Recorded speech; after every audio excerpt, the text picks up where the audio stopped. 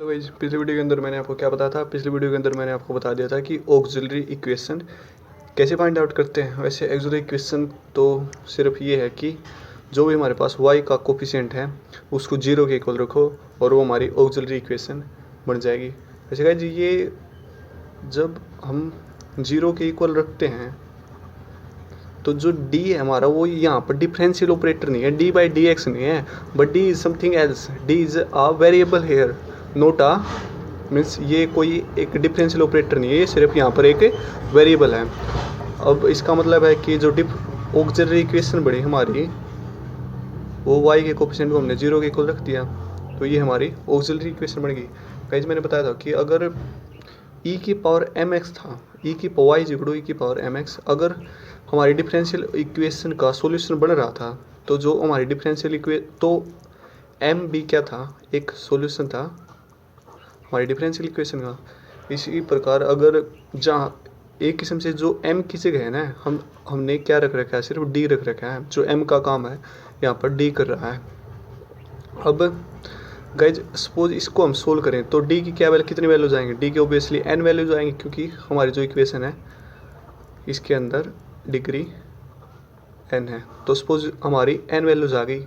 अगर y is equal to हम e की पावर md कोई सॉल्यूशन, एक सॉल्यूशन हो, y इज इक्वल टू ई की पावर md कोई एक सॉल्यूशन हो, तो इसका मतलब क्या था कि जो d है वो हमारी इसका डिफरेंशियल इक्वेशन का सॉल्यूशन है।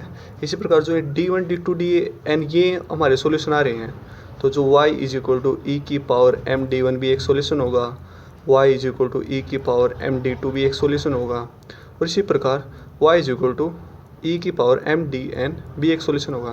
कैसे हमने पढ़ा था कि अगर हमारे पास n सॉल्यूशन हो, यहाँ पर हमारे पास कितने सॉल्यूशन आ गए, n सॉल्यूशन आ गए। Suppose it be y1, it's be y2 and इट्स बी yn। अब भाई तो जो हमारा सॉल्यूशन होता था वो होता था c1 y1 plus c2 y2। कहीं जी ये कहाँ से आई है, मैंने आपको पिछली वीडियो में के अंदर करवा दिया था, c1 y1 plus c2 y2 plus up to so on cn yn।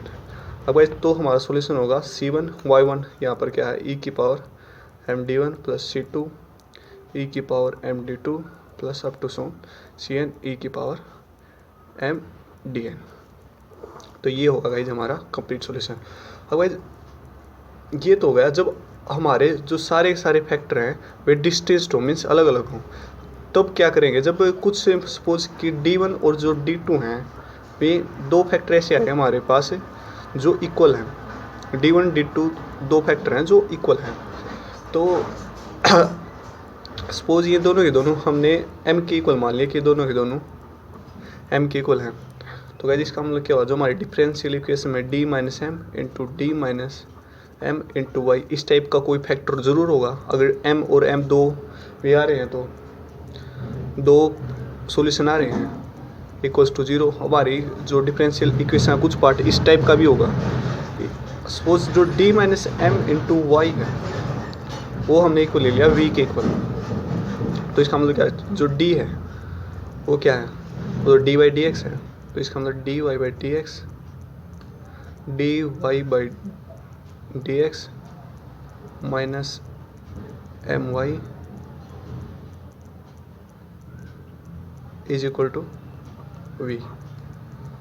और यहाँ पर हमने v लिया d minus m into y, जो d minus m into y था हमने v ले लिया। तो इसका मतलब क्या हुआ, d minus m into v equals to 0।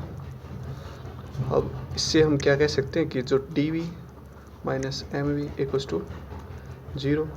D क्या था, डी तो एक डिफरेंशियल ऑपरेटर था, means d v by D x था इक्वल्स टू एम वी। अब गाइज अब करेंगे हम variable subtracting, d v by d v is equal to m d x. Now integrating on both side, जो v का जो integration होगा वो क्या होगा गाइज, log v।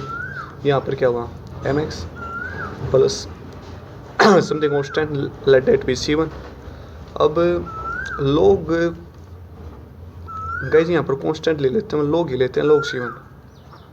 यहाँ होगा log v is equal to, यहाँ पर क्या मैं log e to the base e add कर सकता हूँ, क्यों, बिकॉज इसकी वैल्यू तो एक ही है ना।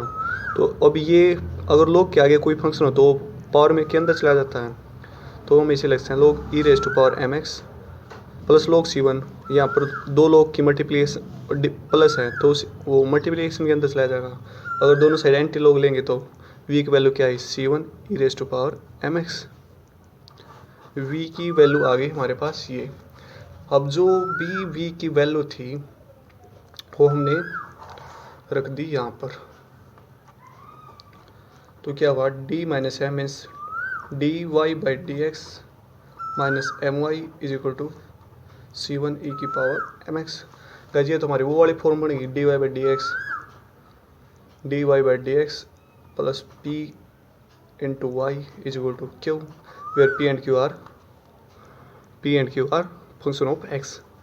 अब जो इस इक्वेशन का निकालेंगे हम इंटीग्रेटिंग फैक्टर क्या होगा e raise to power integration y के कोफिशिएंट का इंटीग्रेशन, तो ये क्या होगा e raise to power minus m x. तो जो गाइस इसका सॉल्यूशन होगा वो क्या होगा y इंटू इंटीग्रेटिंग फैक्टर हमारा है e raise to power minus m x is equal to integration e raise to power minus m x into जो हमारा q है वो dx। यह y e raise to power minus m x equals to ये क्या हुआ e raise to power m x और e raise to power minus m x 1 या c1 का integration with respect to x c1 x plus something constant late c2। तो y की value हमारे पास क्या आई c1 x plus c2 e raise to power m x. तो ये हो गया गाइज हमारे पास सॉल्यूशन। अगर हमारे पास कोई हमारे पास दो टर्म ऐसे आ रहे हैं जिनकी वैल्यू m है, d की दो वैल्यू आ रही ऐसी आ रही थी जिनकी वैल्यू m थी। अब सपोज करें कि तीन वैल्यूज़ अगर m हो तो क्या करेंगे, तो हम ओबियसली यही वाला मेथड अप्लाई करेंगे और जो हमारा सॉल्यूशन आएगा वो आएगा c1 plus c2 x plus c3 x square e raise to power mx। अगर सपोज अगर फोर वैल्यूज़ हैं वे इक्वल आए तो क्या होगा c1 plus c2 x plus c3 x square plus c4 x cube into e raise to power mx। I hope guys ये वाला टॉपिक आपका क्लियर हो गया होगा। इससे आगे हम नेक्स्ट वीडियो के अंदर करेंगे। Thanks for watching.